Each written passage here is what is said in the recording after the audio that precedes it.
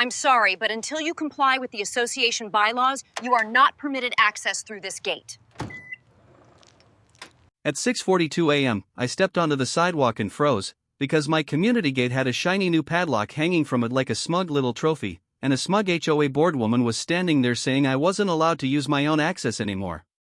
The air was cold and smelled like wet sprinklers. My shoes squeaked on the concrete. She pointed at the lock and said it was for safety, then claimed I'd been sharing the entry code with outsiders.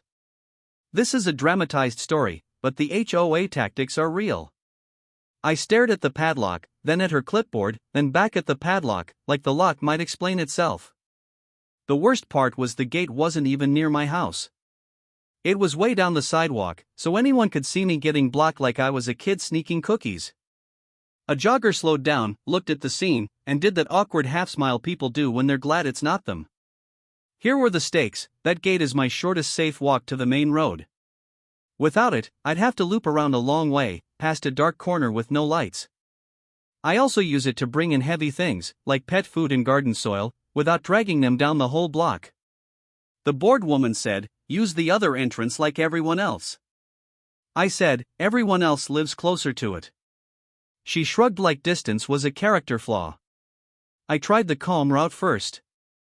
I emailed the HOA contact address and asked for the rule I broke, the date, and the proof. No answer. I called. Voicemail. I showed up at the clubhouse office during posted hours, and the door was locked. A neighbor watering his lawn avoided my eyes so hard he nearly sprayed his own shoes. That's when I realized this wasn't about safety. It was about control. And she liked the feeling of being a human traffic cone. So I started collecting facts like they were snacks. I took photos of the padlock from every angle, morning and evening, with the sidewalk and gate number marker in frame but no readable signs. I noted every time it was locked. I asked two neighbors, politely, if their access worked. They whispered yes and backed away like I was contagious. I lined up photos, emails, and call logs in a binder. If she wanted a paper war, I brought stationery. Then I used the one thing gate bullies hate: boring rules outside their little kingdom. I requested the association's maintenance records for the gate, plus any approvals for adding locks. A week later, I got a generic packet in my mailbox. The file landed with 72 pages. Most of it was meeting notes and random complaints. But one section mentioned the gate had to stay accessible for emergency routes and that any lock change needed a vote and proper notice. I didn't argue with her on the sidewalk. I filed a formal complaint through the property management portal and attached photos of the lock, dates, and the policy page. Then I asked for a hearing and requested a neutral inspection. A few days later, a contracted inspector met me at the gate.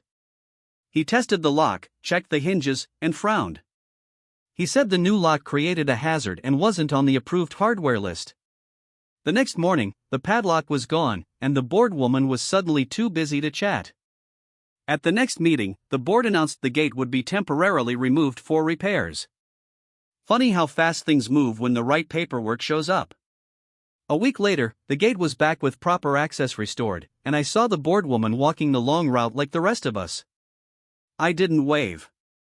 I just smiled, because sometimes the best revenge is making a bully follow the same rules they try to weaponize.